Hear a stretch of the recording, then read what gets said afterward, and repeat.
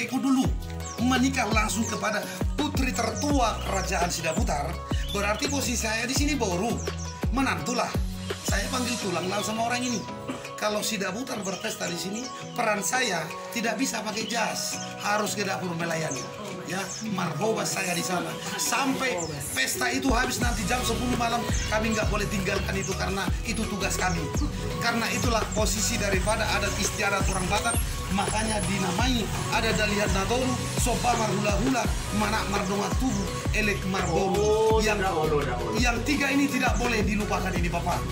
Jadi kalau orang Batak tidak boleh itu dipandang dari kekayaan, dari jabatan, dari jenderal. Contohnya kalau Bapak ini jenderal, sekarang bintang 3 dia ketemu dengan saya, padahal istri atau mamanya yang semarga dengan saya, dia pasti hormat kepada saya karena saya tulangnya, pamannya yang melahirkan dia kan boris itu orang, 6 boruku bibiku, berarti boris tulang, omakku boris itu orang dok. Itulah makanya ukiran Batak ini tidak ada Bapak, tengoklah itu dari bawah sampai ke ujung, mana ada yang terputus itu Bapak. Seperti itulah kiranya kekeluargaan orang Batak. Tidak ada dari 1000 tahun yang lalu sampai saat ini. Tidak ada yang namanya kekeluargaan orang Batak yang terputus. Tetap saling ada kaitan. Jadi contohnya, tadi Ibu ini saya dengar tadi Bu Rusinaga Dau katanya, ini posisi saya sekarang, mamaku dia. Mamaku, ibuku, karena mamaku juga Bu Rusinaga. Panggil omak tuanya aku sama dia. Mama tuh, orang sama tua. Mamaku juga Bu Rusinaga, kan gitu. Nah, semuanya itu ada kaitan karena kami dulu ya satu neneknya semuanya. Cuman yang merantaunya ke negeri orang. Kalau opung, kakek, leluhur, satu itu dari atas, cuma menyebar semua keturunannya. Yang namanya suku Batak yang bermarga, Sinaga, semuanya dari Samosir ininya Bapak. Nah, jadi sering waktu hari berganti, minggu berlalu, tahun berlalu, Pangeran Tuan Raja Manggale makin beranjak besar, makin dewasa, makin kuat, perkasa. Tapi sayang, memang takdir tidak boleh kita lawan. Siapapun orangnya, yang namanya takdir, pemberian dari Yang Maha Kuasa tidak bisa dilawan. Dan memang pada saat kejadian peperangan antara suku di sini, pangeran ini meninggal Bapak, terbunuh dia pada saat itu. Jadi raja putus asa, dia terus bersedih, menangis, ketawa, menangis, ketawa, sampai dia mau stres, akhirnya jatuh sakitlah dia. Karena anaknya sudah lama ditunggu, tapi begitu cepat berlalu dipanggil oleh Tuhan Yang Maha Kuasa. Dari situlah dia tidak bisa menahan diri. Bersedihlah, seluruh harta kerajaan apapun tidak dia pedulikan lagi. Ya, jadi untuk mengobati, karena rakyat sudah merasa kasihan kepada sang raja ini, apalah caranya supaya dia bisa kita bangkitkan dari kesedihan itu? Dibuatlah sebuah patung Bapak, diukirlah sebuah patung sebesar manusia. Dibentuklah patung ini dari atas bukit sana. Setelah dibentuk, ini nggak bisa satu orang Bapak membuat ini. Coba dibuat satu orang, orangnya menjadi tumbalnya harus mati dia. Ini sekali-kali ini. Itu suai fakta, itu tidak boleh dipungkiri. Setiap yang membuat sekali-kali tidak boleh dikerjakan satu orang. Membuat kepala, tangan, kaki harus berbeda-beda dan disesuaikan pas seperti manusia, baru dibuat pakaian seperti itu. Setelah siap dikerjakan dari hutan sana, direncanakan bahwa inilah dipertunjukkan nanti kepada sang raja, keluarga, semua masyarakat yang ada di daerah kerajaan Batak ini. Dan diperankanlah ini, si Galegal ini seolah-olah anak raja seperti hidup. Dan dipukullah gondang bolon seperti musik yang tadi Bapak yang mengiring kita menonton. Setelah gondang berbunyi di atas rumah Batak ini, si Galegal ini diletakkan seperti ini di depan rumah. Akhirnya patung ini hidup sendiri Bapak, menari sendirinya dulu ini. Artinya digerakkan langsung dengan kekuatan roh. Dengan panduan mata, roh dimasukkan ke sana. Gondang bermusik kali-kali, semua kaki, lidah, mata, semua bisa digerakkan. Ngomong jalan cuma itu nggak bisa dilakukan. Hanya Tuhan yang bisa memberikan napas kepada manusia. Kalau kemanapun ilmu kesaktiannya, yang kalau patung memang nggak bisa ngomong. Jadi semua gerakannya sama. Dulu juga dia bisa menari, duduk seperti ini. Sebenarnya bisa kita buat ini duduk, cuman karena talinya putus, kita malas bagusinya. Karena sulit, harus pakai kabel dia, ya. Nah, jadi pada saat itu juga, di saat sang raja melihat patung ini menari bergerak, dia merasa merasa teringat kepada Pangeran Tuan Raja Manggale, anak si mata wayangnya seolah-olah seperti hidup. Jadi itulah sampai Raja menghembuskan napas terakhir, dianggaplah ini anaknya Bapak. Seluruh hartanya dihabiskan karena setiap ini menari, harta lembu semua dihabiskan separuh-separuh. Pokoknya bisa dia tetap mengingat, mengenang, melihat anaknya walaupun terbuat dari patung. Karena gini Bapak, kenapa ini dulu digerakkan dengan kekuatan magic, ilmu? Karena pada masa itu kakekku juga, bapaknya bapakku, agamanya masih belum ada ini. Kalau rumah saya yang itu, rumah yang bertangga semen, kami sudah 8 generasi di sana. Karena opung kakek dulu posisi boru di sini, dia didekatkan kepada mertuanya supaya dia dekat-dekat disuruh untuk motong kambing, untuk cuci piring. Itu biasanya kalau orang Batak itu didekatkannya borunya di sampingnya supaya ada nanti disuruh-suruh untuk kerja ke dapur kalau ada pesta. Nah, jadi semua rumah ini belum ada paku, belum ada, semua main pasak, main cokol, ya. Nah, jadi pada masa itu juga bahwa raja selalu mengenang memori itulah sampai raja meninggal tetaplah dikenang. Nah, jadi boleh kita katakan Bapak, kalau orang Batak dulu kita bilang Kristen bukan, kita bilang Islam bukan, tapi kepercayaan animisme, parmalim namanya di sini Pak, yang tidak boleh melihat saja, nggak boleh apalagi memegang dan memakan, yaitu daging babi, darah, daging anjing tidak boleh. Itu sangat dipantangkan oleh kepercayaan orang Batak. Jadi dulu orang Batak itu takut melihat babi Pak, karena nggak boleh dimakan. Jadi sekarang terbalik, sekarang babi yang takut nih orang Batak karena sudah dimakan. Jadi saksang, tambung tua, nyanyi lisoi, makan itu kan semuanya babi kabur ke hutan, takut dimakan kan seperti itu. Nah, itu terjadi karena pada tahun 1860 setelah kedatangan Dr. Lord Mensen dari Jerman, pertama sekali dia ke Tanah Barus.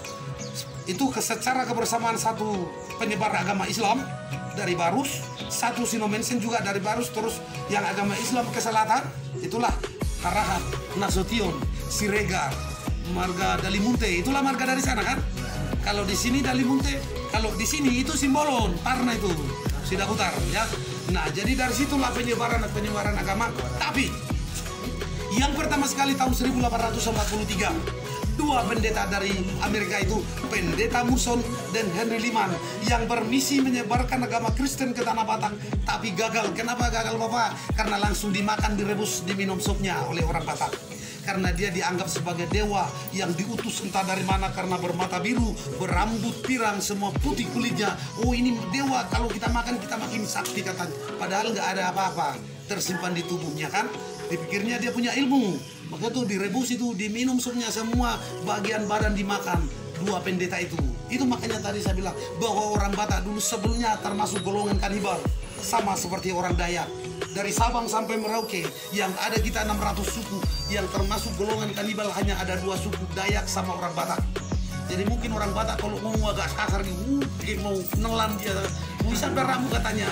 Padahal nggak betul, ya.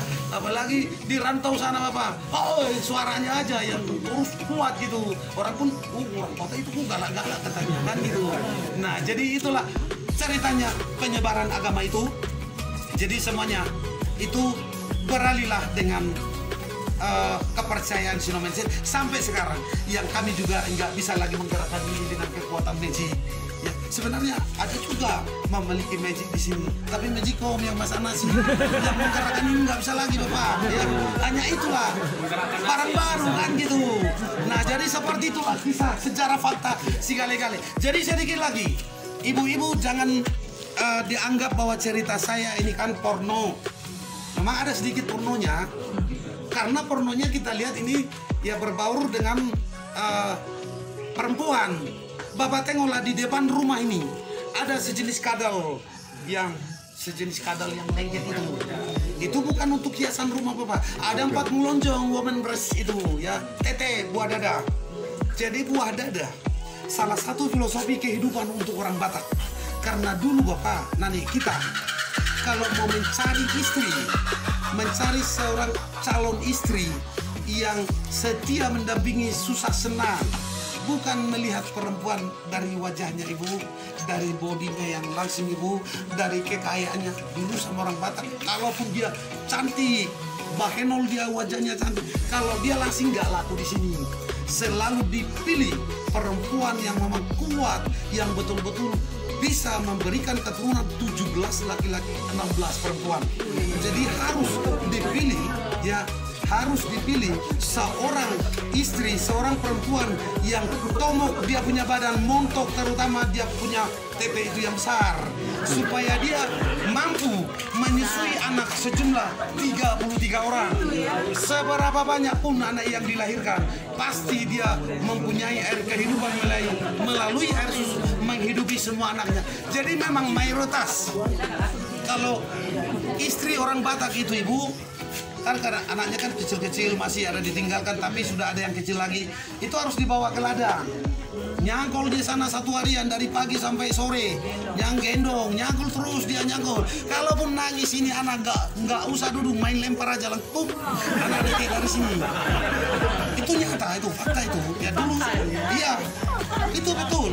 Ya, karena gini Bapak Ibu, bahwa orang Batak itu salah satu berkeyakinan bahwa harta yang paling berharga adalah anak. Makanya ada lagu itu, anak pokido hamaraun diau. Artinya walaupun ibu mamanya, bapaknya di sana sakit-sakitan hanya bawa kopi segelas, tapi cari uang banting tulang, tapi anaknya semua sukses sarjana semua. Sama seperti ujung rumah Batak Bapak, bahwa perhatikanlah, lancipan di belakang daripada di depan, jauh lebih tinggi di belakang itu Bapak daripada yang di depan ini. Karena memang seperti itulah harapan orang tua, haruslah lebih tinggi derajat anak, lebih saksis anaknya daripada orang tuanya sendiri, lebih harum namanya anak daripada bapak. Dan bapak yang namanya kita orang tua tidak pernah mengharapkan apapun dari anak. Yang jelas kalau mereka bahagia, orang tua juga sudah bahagia, kan gitu. Mana ada orang tua mengharapkan anak, artinya untuk pemberian entah apa, ya. Paling kalau dia, Oma, aku rindu datang, saya bayar pesawatmu, nanti saya beli tiketmu, ya kita terbang ke sana, kan gitu. Itu aja ya. Kalau yang namanya mengharapkan hartanya, nggak ada orang tua yang seperti itu, kan gitu Bapak. Nah, jadi itulah artinya ujung rumah itu salah satu filosofi supaya tetap lebih tinggi derajat keturunan yang di belakang dari bapaknya. Jadi cicak ini Bapak, binatangnya memang kecil, tapi bisa sanggup dia sembunyi di balik tembok ini dengan cara merayap dia di sana untuk cari makan. Di rumah kayu, di beton, di hutan, di mana-mana, mau bentuk vertikal, mau bentuk horizontal, dia bisa cepat cari hidup. Seperti itulah kriteria cara hidup orang Batak Bapak. Kalau orang Batak itu merantau, sangat pintar dia beradaptasi, bisa menyesuaikan diri di mana-mana, bisa lengket dia dengan cara dia berbaur gitu Bapak. Jadi kalau orang Batak saya kira di mana-mana selalu bisa lengket.